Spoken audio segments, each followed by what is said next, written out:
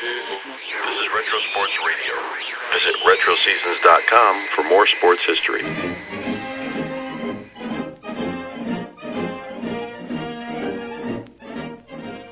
Phil Rizzuto's Sports Caravan.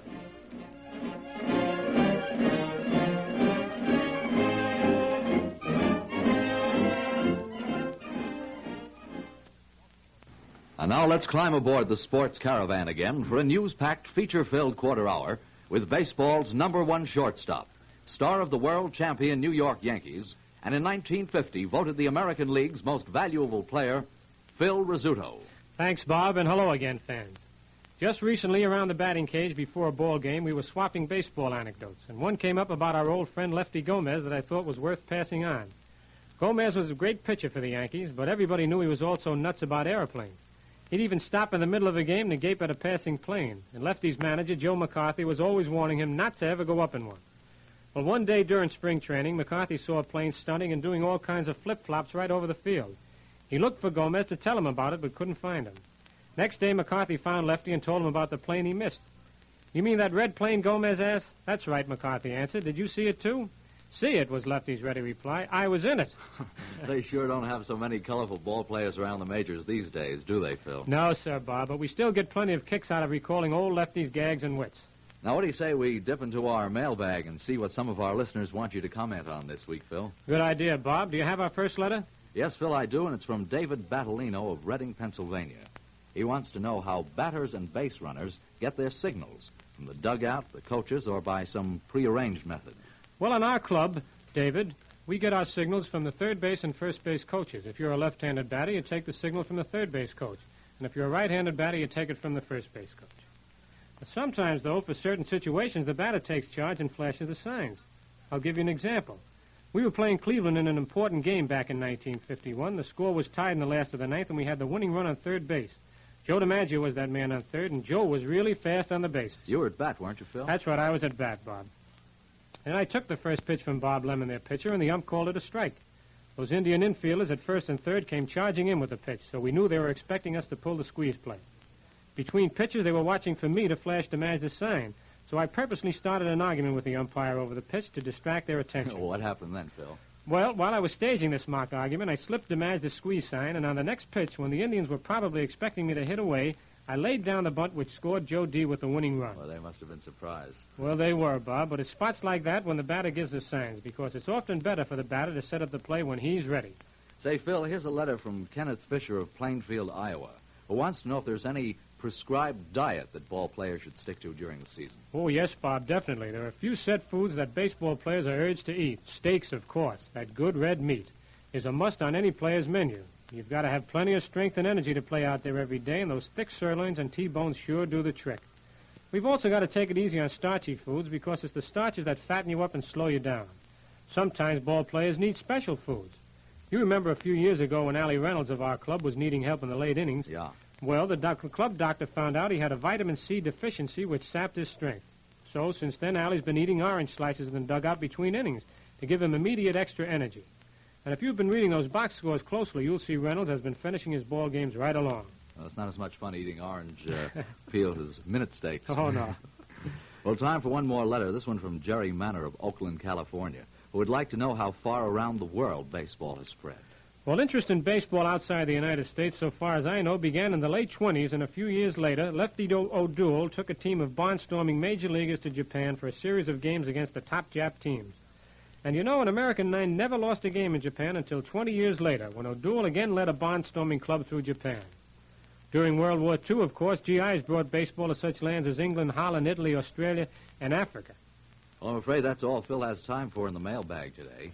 But you fans, and yes, you lady fans included, who have any sports questions you'd like answered, drop a card or letter to Phil, and he'll try to read yours. Address all mail to Phil Rizzuto, in care of this station.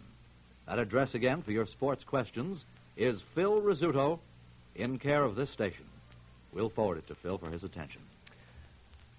Today, my guest star is Mel Allen, my favorite sports announcer, and I'm sure the favorite of millions around the country. Welcome aboard the Sports Caravan, Mel. Thanks a lot, Phil. It's an honor to be with you. Well, Mel, how long have you been with the Yankees now? Since 1939, Phil. That sort of puts me in here a little ahead of you, huh? You're not kidding. You've got me by 2 years. I didn't know you were here that long. Sure, I remember when we were all talking about that great second base combination coming up from Kansas City. As a matter of fact, from Norfolk and going to Kansas City, Rizzuto and Pretty, and we followed you, and you and Jerry, and looked at those big batting averages and said, well, when Crosetti and those fellas, and Gordon maybe go, well, we got somebody coming up. But I remember when you came in, I was an assistant broadcaster for the Yankees in 1939. We used to do the home games, the Yankees and Giants. Uh-huh.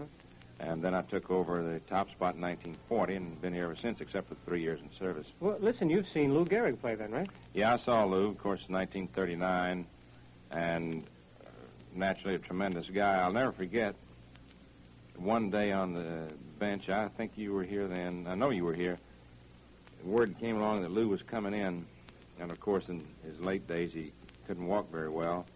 I was sitting on the bench during batting practice, and he came in and sat down, and everybody said, hi, Lou, and gave him the old big hello like nothing was wrong, and he wasn't ill or anything.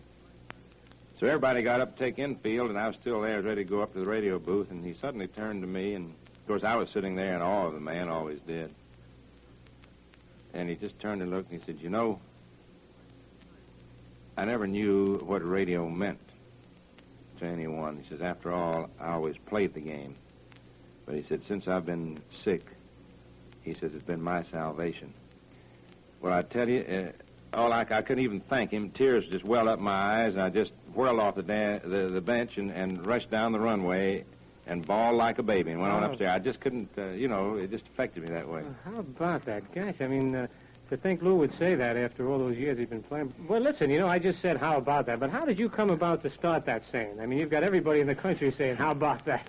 That was something that I didn't even know. Of course, I've used that expression all my life, as have almost every person, as has almost every person who's ever lived in the South, particularly. It's basically a Southern expression. In the way it's used, you can describe almost any kind of an emotion with it.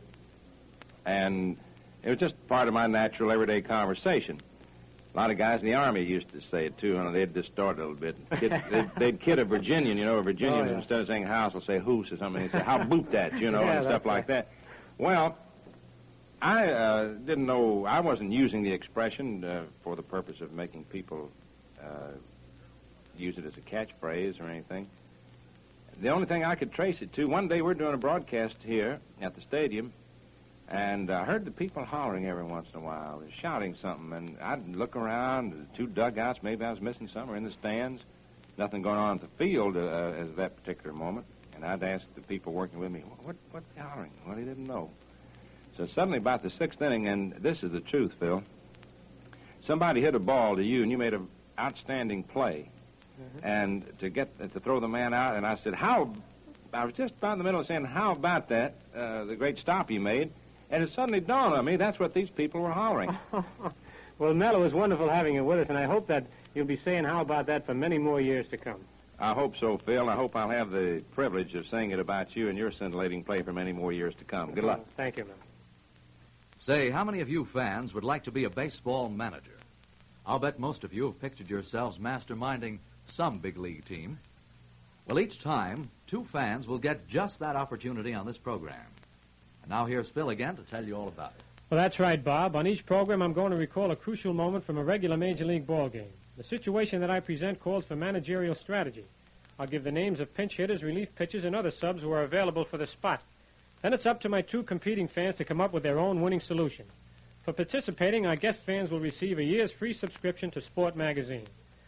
Today I have with me two of my very dear friends, Frank Scott, who is also my agent, and Al Brown, a very personal friend of mine. All ready then? Here's the problem, fellas. The White Sox were playing the Tigers at Detroit with a pair of ace left-handers, Billy Pierce and Hal Newhouser, locked in a scoreless battle for 3 innings. Chicago broke the deadlock with 2 runs in the 4th inning, and in the 6th, Minnie Minoso's home run put the White Sox ahead by a score of 3-0. Pierce was pitching a nifty 3-hitter up to this point, but in the 7th frame, the Tigers struck back. Steve Suchak socked a homer with a man on base to cut Chicago's lead to 3-2. And with 2 out in the same inning, Neil Berry and Fred Hatfield banged out singles. That brought to the plate Jerry Pretty, hard-hitting Tigers second baseman and a right-handed batter. Detroit had Vic Wirtz and Cliff Mapes, a couple of long-ball left-handed hitters, ready as pinch hitters, too. Chicago manager Paul Richards had Harry Dorish, ace right-handed relief pitcher, warming up in the bullpen, along with Howie Judson, another righty. Pierce seemed to be losing his stuff, but was rated the most effective pitcher on the White Sox staff. Richards called time and walked out to the mound. Now, that's the spot. What would you do in this situation if you were Paul Richards, the Chicago manager? Lift Pierce, gamble on Judson, who hadn't been seeing much action, or what? You tell me. Frank Scott, you tell me first.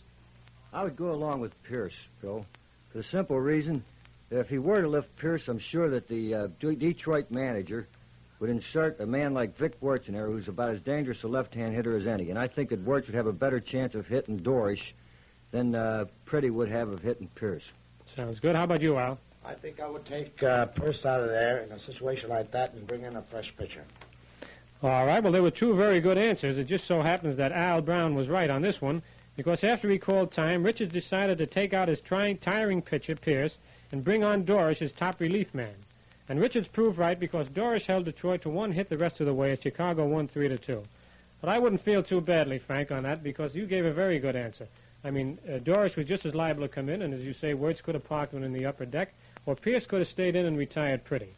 But as a result, both you fellas will receive a free subscription for 1 year from Sports Magazine. Thanks very much for being with us.